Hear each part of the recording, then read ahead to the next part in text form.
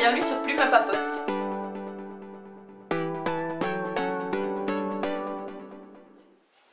Aujourd'hui, je suis ravie de vous retrouver pour une vidéo que j'avais très envie de tourner et de partager avec vous.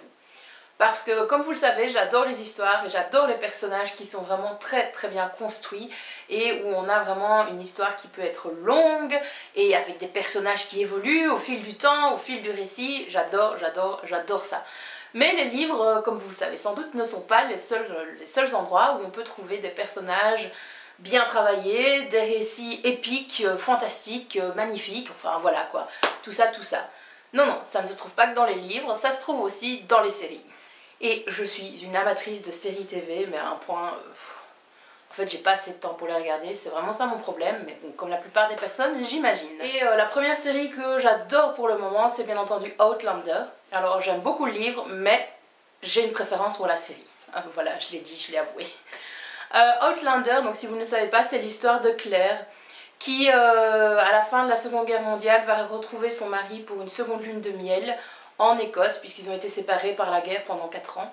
Et donc, ils décident de réapprendre à se connaître durant cette lune de miel.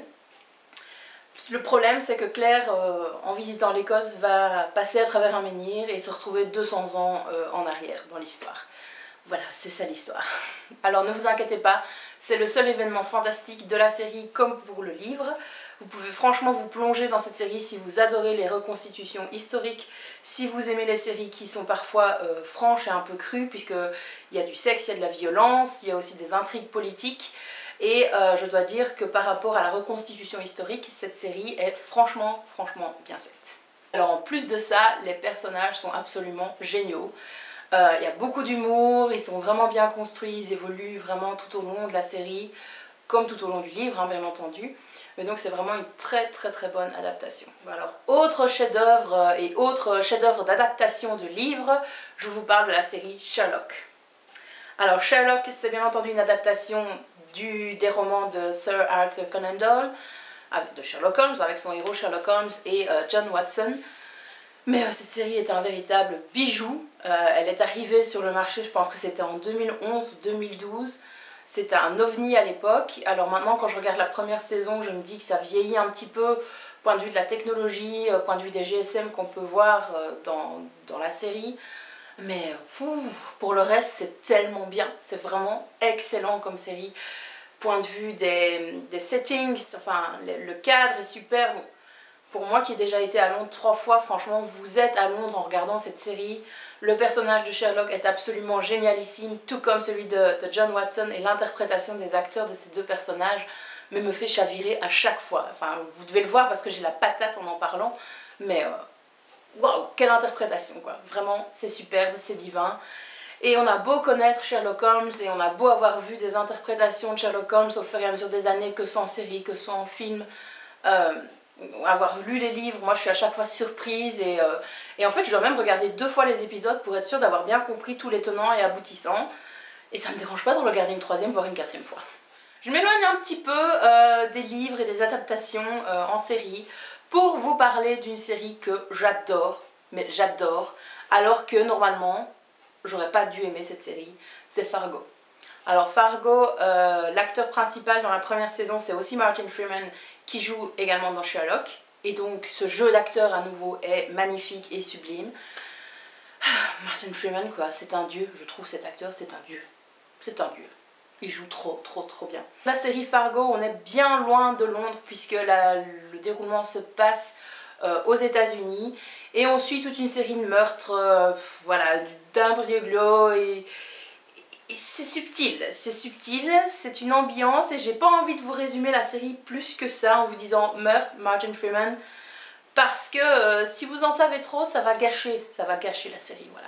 Mais c'est magnifiquement bien tourné, c'est magnifiquement bien monté et pensé et joué, voilà, il n'y a que du positif dans cette série.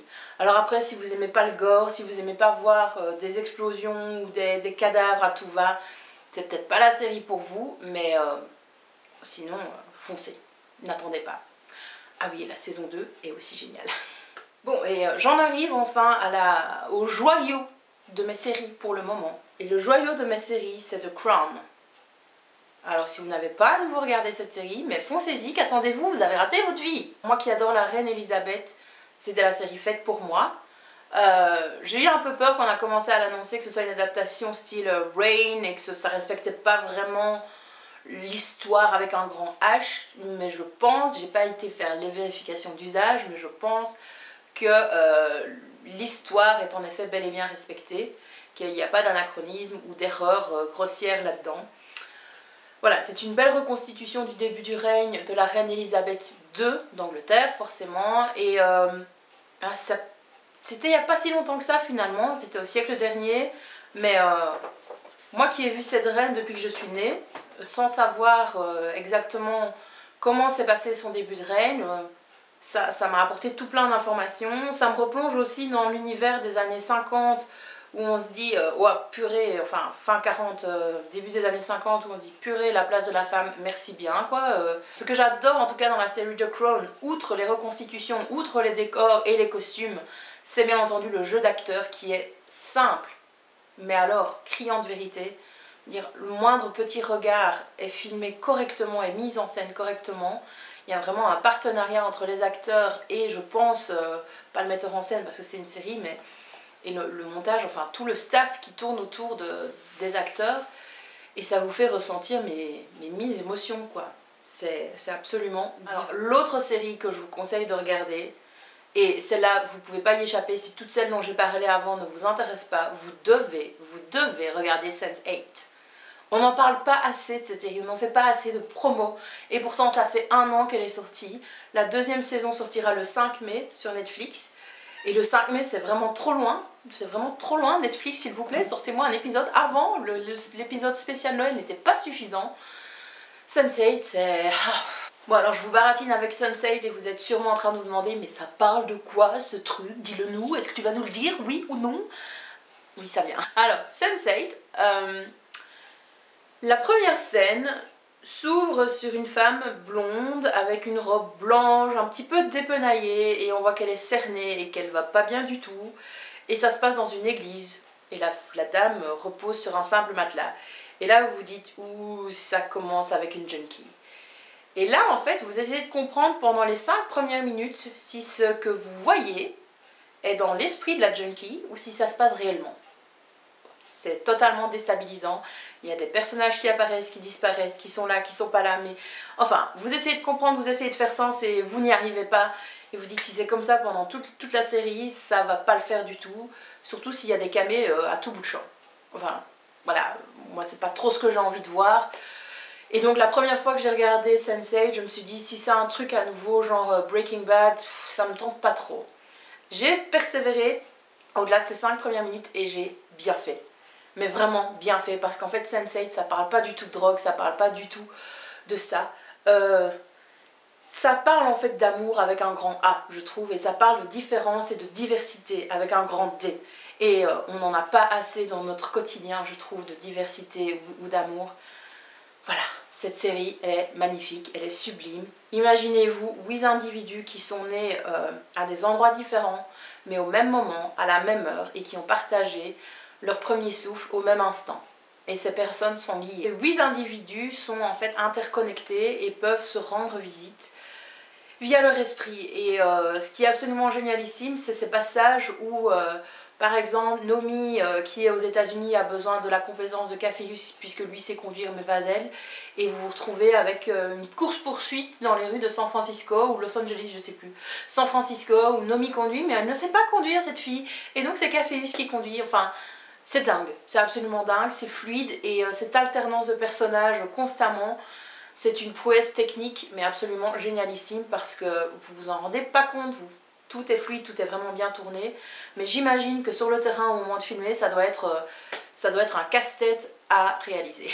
Et plus vous avancez dans la série, plus vous vous dites « Ah, c'est Riley ma préférée. Ah ouais non, elle est trop bien. » Ah non, en fait c'est Sun. Et puis non, c'est Kyla. Et puis « Ah mais oui, il est trop bien. Et Lito. Et Capheus. » Et en fait, vous les aimez tous. Vous pouvez pas ne pas les aimer.